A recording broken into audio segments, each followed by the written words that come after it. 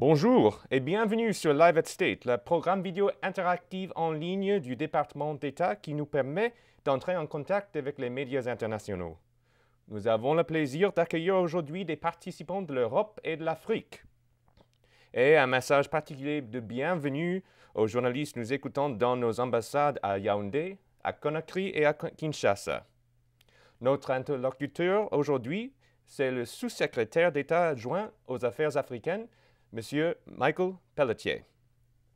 Aujourd'hui, nous allons discuter la politique des États-Unis en Afrique et l'engagement continu des États-Unis pour renforcer les institutions démocratiques, la reprise de la croissance économique, l'avancement de la paix et de la sécurité et la promotion du développement dans la région. Les participants peuvent nous envoyer leurs questions en bas de la fenêtre intitulée « Questions pour l'agent du département d'État » ou en envoyant un email à live@state.gov.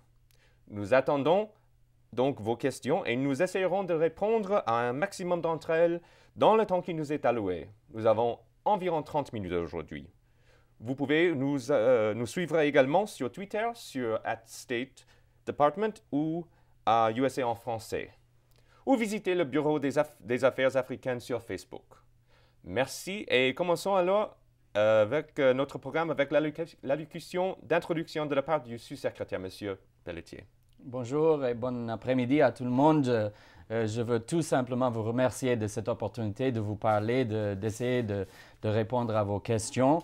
Je sais déjà qu'une trentaine de minutes n'est pas assez, n'est pas suffisant, mais on fera de notre mieux et nous espérons que ça fait partie d'une conversation, d'un dialogue continu que nous pouvons avoir avec vous à travers l'Internet ou à travers ce modèle de programme. Mais encore, je vous remercie et je vous souhaite une bonne fête et une bonne nouvelle année anticipée. Merci et je vous donne la parole. Merci beaucoup.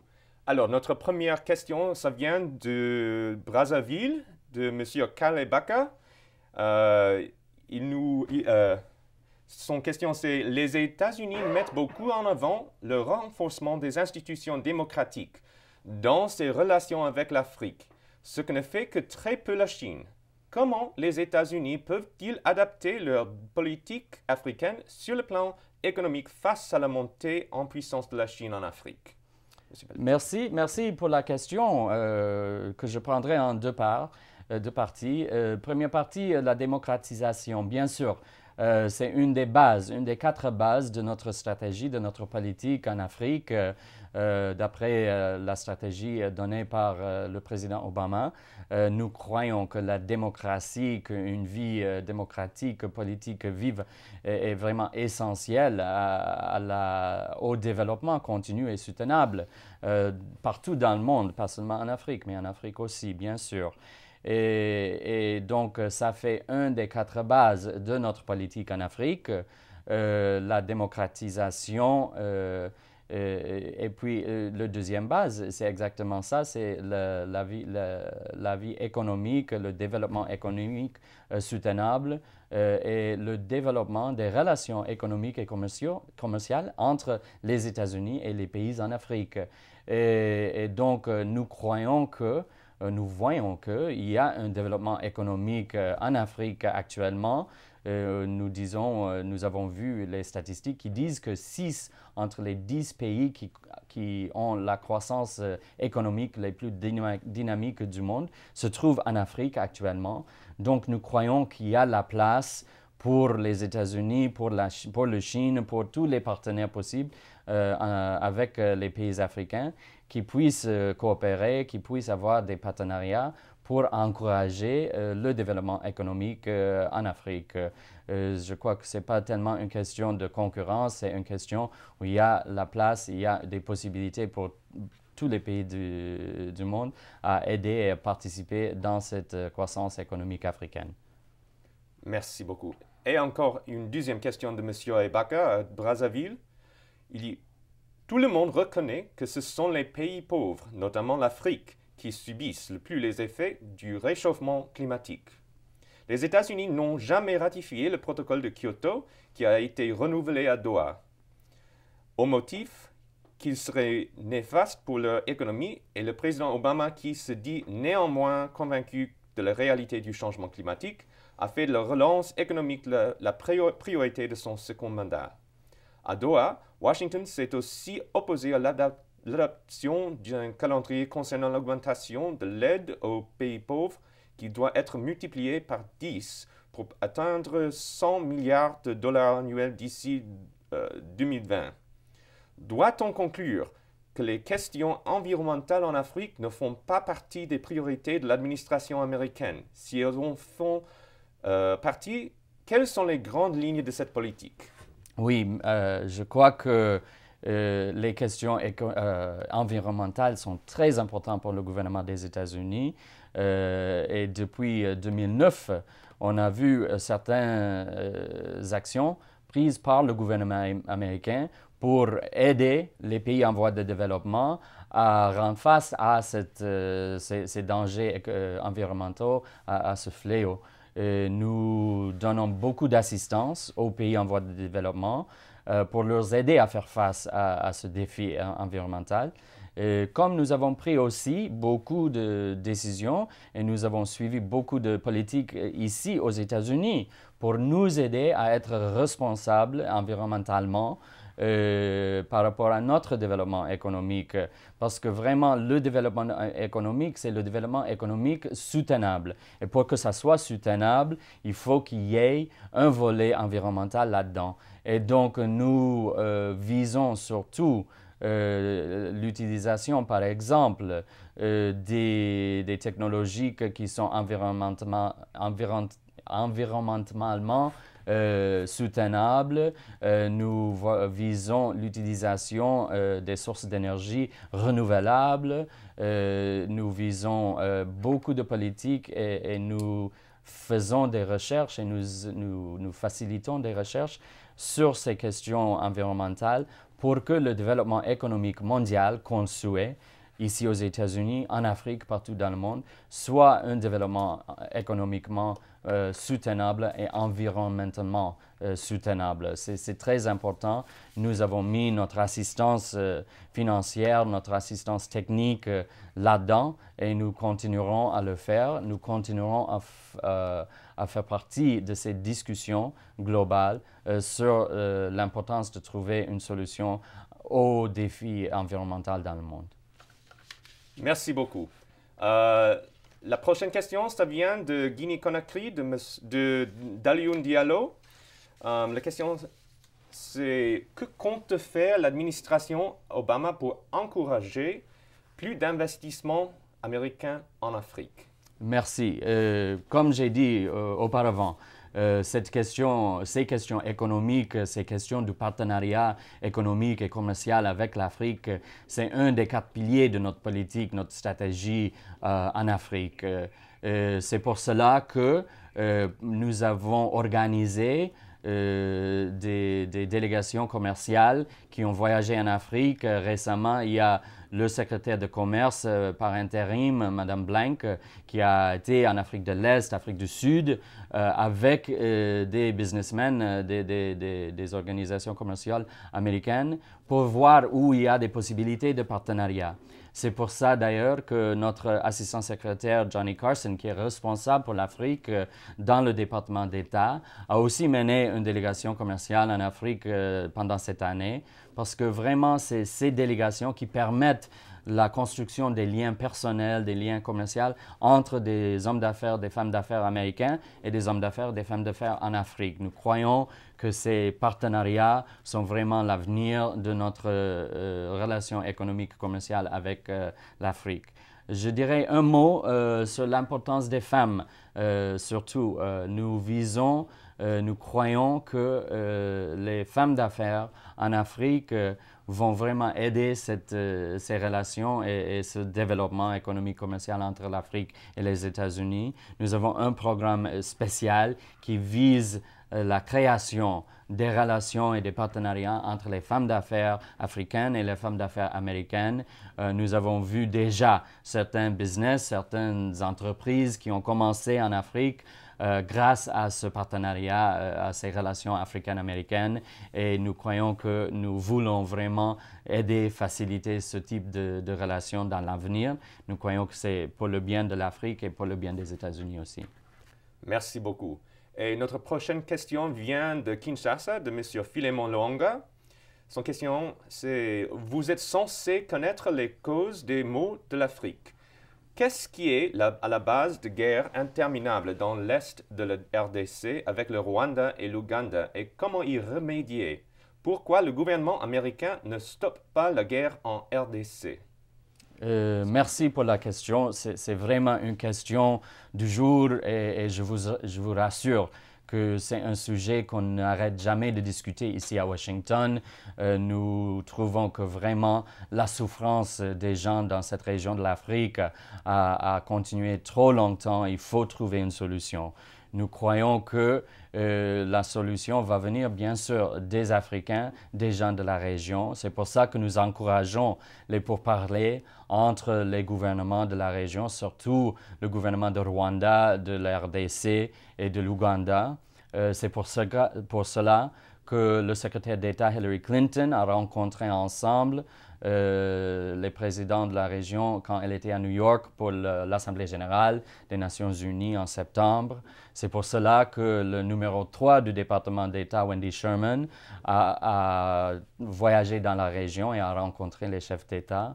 C'est pour cela que notre chef du bureau africain, l'ambassadeur Johnny Carson, s'est rendu dans la région en fin novembre avec les événements de Goma, avec ses collègues français et britanniques pour rencontrer le président Kabila, le président Museveni et les responsables à Rwanda, parce que nous voulons encourager et soutenir ces dialogues et ces pourparlers entre les États. C'est vraiment un fléau humanitaire dont on est toujours conscient et nous voulons que tous les pays de la sous-région discutent et négocient et trouvent ensemble une solution à ce problème.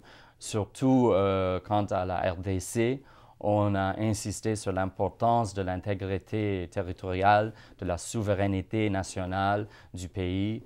Nous avons dit à tout le monde qu'il ne faut pas encourager, il ne faut pas soutenir les mouvements rebelles comme le M23. Et surtout les gens qui sont responsables pour les crimes contre l'humanité, pour les crimes de guerre. Et nous visons vraiment ce volet du problème et nous espérons que nous trouverons, que vous trouverez une solution à ce fléau. Merci beaucoup. Et encore une question de Guinée-Conakry de Caleb Collier. Sa question c'est êtes-vous favorable à une intervention militaire au Mali? Et aussi, M. Hubert Rodier demande si les États-Unis sont-ils favorables à une intervention militaire au nord Mali pour aider Bamako à recouvrer son intégrité territoriale? Ou doit-on négocier avec les Moujao et Ansardine et isoler les éléments les plus radicaux de l'AQMI? Oui. La situation malienne est bien sûr une situation très compliquée, très complexe. Pour nous, le problème ou la question a 4 axes, 4 problèmes fondamentaux qui doivent être, nous devons nous adresser à ces 4 axes en même temps, simultanément, ce qui n'est pas facile, mais ce qui est nécessaire pour trouver une vraie solution soutenable à la crise malienne. Il y a bien sûr la question de la redémocratisation du pays. J'ai eu la chance d'habiter et de travailler au Mali juste après la démocratisation du Mali. Je sais combien les Maliens sont fiers de leur démocratie, doivent l'être, et nous voulons voir le retour à la démocratie aussitôt que possible parce que vraiment c'est un gouvernement démocratiquement élu qui aura la crédibilité de trouver des solutions à tous les défis auxquels lesquels se posent au Mali. Donc il y a la question de politique. Il y a aussi une question de réunification nationale et une question d'un débat politique malien à propos des revendications légitimes par certains qui viennent du Nord, revendications légitimes, mais ces négociations, quand on parle des négociations, on parle des négociations avec des groupes ou des groupements qui respectent l'intégrité territoriale du Mali, qui respectent la souveraineté nationale du Mali et qui renoncent à la violence et renoncent au terrorisme, qui nous mène au troisième axe, qui est la question du terrorisme. Malheureusement, il y a une grande souffrance au nord malien maintenant, avec la présence de groupes terroristes qui sont responsables pour certains crimes contre les droits de l'homme. On voit la souffrance des gens au nord du Mali. Et comme j'ai dit, j'ai habité au Mali, j'ai beaucoup d'amis au nord malien et je sais combien ils souffrent. Et donc, probablement, on voit maintenant à New York, on voit des discussions à propos d'une éventuelle intervention militaire sécuritaire pour chasser ce fléau terroriste du nord malien. Quatrièmement, et c'est de loin, ce n'est pas du tout le moins important, mais quatrièmement, c'est la question de la crise humanitaire, alimentaire au nord malien, dans tout le Sahel. Et donc, nous croyons que tous ces quatre volets, tous ces quatre axes vont ensemble et il faut trouver une solution ensemble. Il faut s'adresser à tous ces quatre axes simultanément. Donc, on est en train de discuter à New York avec tous les partenaires du Mali, toutes les organisations internationales qui sont concernées, les détails d'une éventuelle intervention militaire pour chasser les terroristes du Nord. En même temps, on est en train d'encourager le gouvernement intérimaire à Bamako de voir l'importance de la redémocratisation et de l'avance vers les élections. J'ai vu ce matin même que le nouveau Premier ministre intérimaire a parlé à RFI à propos de l'importance et la priorité des élections. Et donc, nous le soutenons dans ce volet. Mais comme j'ai dit tout au début, la situation au Mali est très compliquée, mais toutes les quatre volets, les élections, une intervention contre les terroristes, une résolution des revendications de certains gens dans le pays et le fait de s'adresser à cette crise humanitaire au nord, tous les quatre volets sont importants et nous sommes là de tout cœur avec les Maliens pour qu'ils puissent, et avec tous les gens de la sous-région d'ailleurs, pour qu'ils puissent s'adresser à tous ces défis. Merci beaucoup. Et encore une question sur le Mali. Cette question vient de Anne Lecause, agence France Presse. Elle demande, le département d'État a réclamé hier soir l'organisation d'élections au Mali avant le mois d'avril.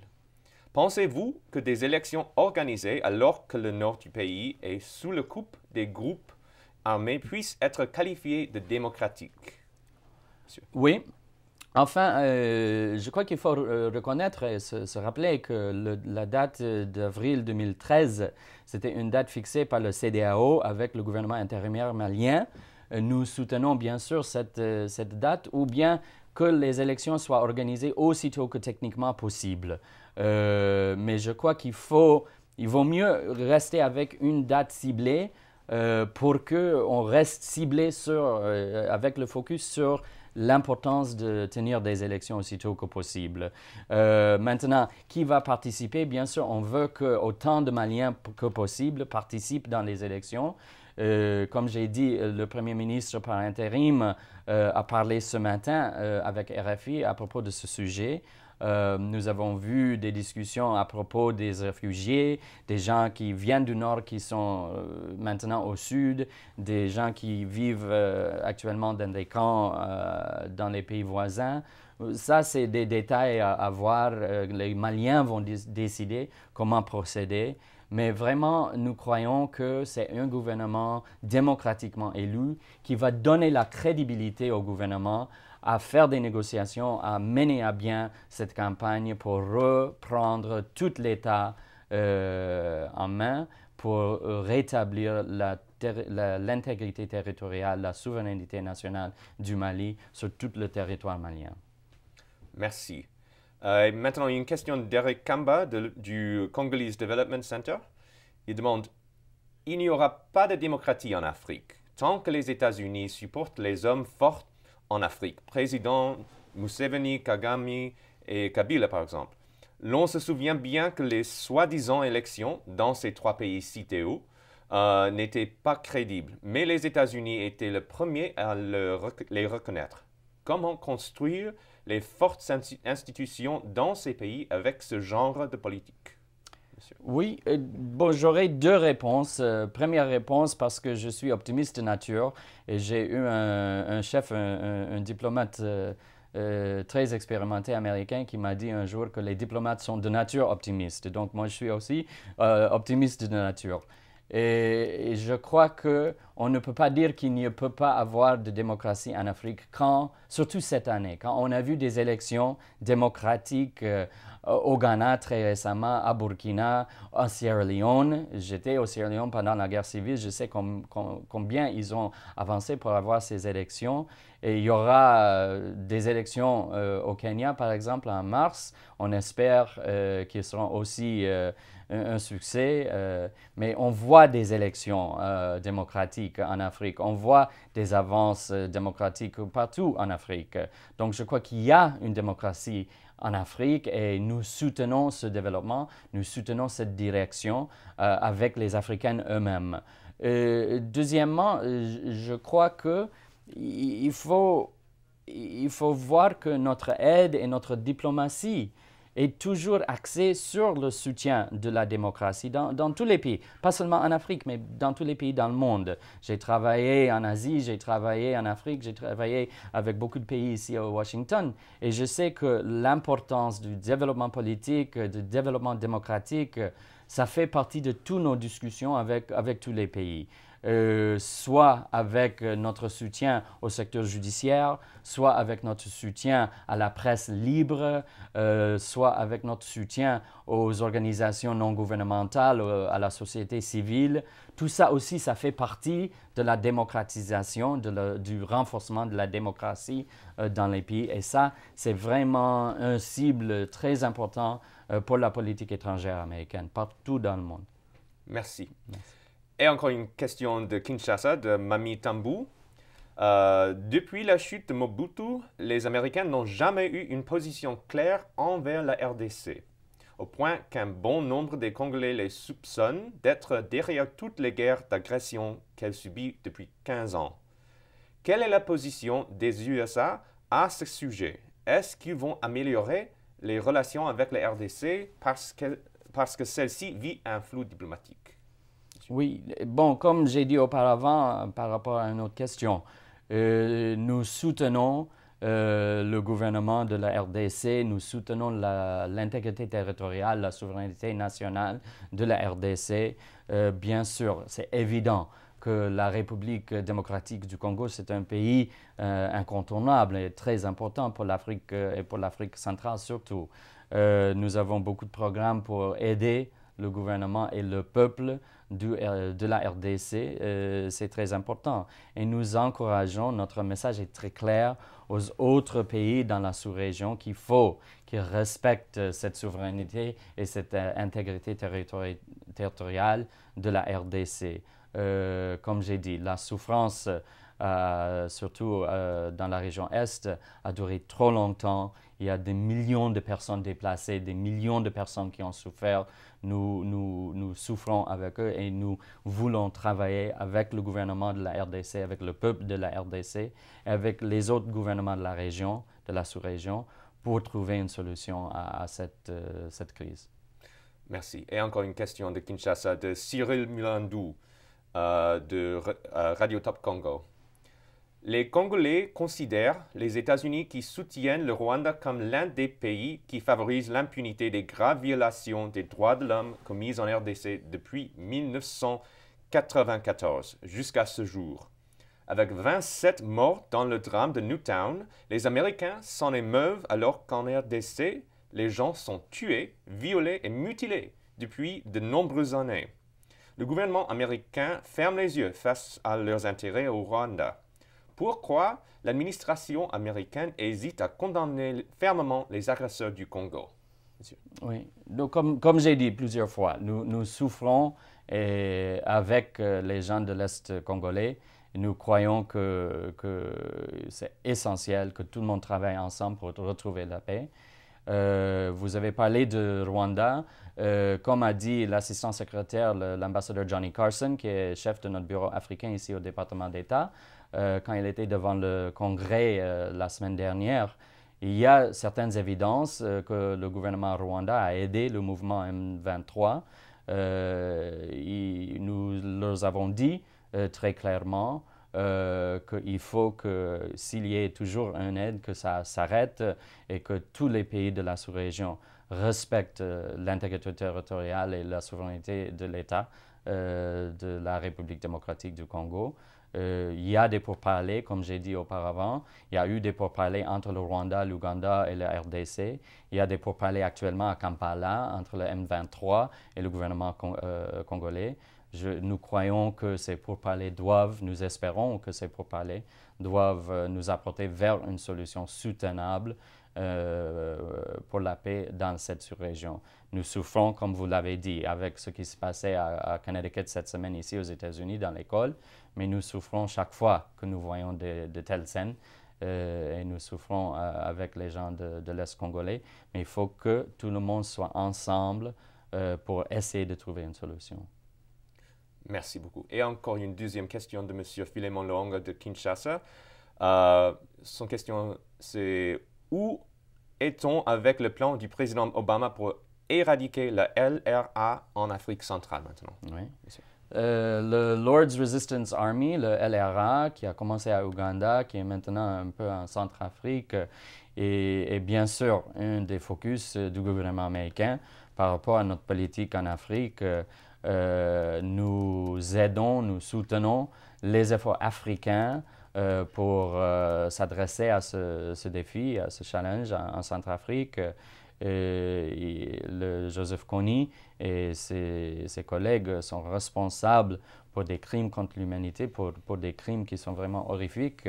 Et donc, il y a un vrai effort africain, avec bien sûr un grand rôle joué par l'Ouganda, à capturer Kony. Et nous soutenons ces efforts africains. Il y a des efforts, bien sûr, américains aussi, à aider les gens dans cette région qui sont touchés par le LRA. Il y a aussi un effort à encourager les gens de quitter la LRA et de revenir à la ville civile qui ont un peu de succès jusqu'à maintenant. Mais ces efforts continuent et notre aide à ces efforts continue. Merci. Nous avons environ 5 minutes encore. Alors, 2 questions. La première, c'est de Cécile Feuillâtre d'Agence France Presse. La résolution du Conseil de sécurité de l'ONU sur le Mali est toujours en discussion entre les États-Unis et la France. Quels sont les points d'achoppement qui demeurent à ce sujet entre Paris et Washington? Oui. Oui, comme j'ai dit auparavant, les conversations, les négociations, les discussions continuent à New York. Je ne suis pas à New York, je suis là à Washington, donc je ne peux pas vous dire le développement le plus dernier, le plus récent, mais je sais que les conversations continuent parce que nous croyons tous qu'une action urgente est nécessaire, mais aussi nous croyons tous que cette action, cette intervention doit être bien planifiée, bien ressourcée, bien organisée, menée par les Africains et les Maliens. Et donc, on est en train de discuter tous les détails pour que ça puisse être une action qui est vraiment bien organisée, bien ressourcée. Mais nous croyons tous et nous sommes tous convaincus que c'est très urgent et nous espérons achever une résolution aussitôt que possible.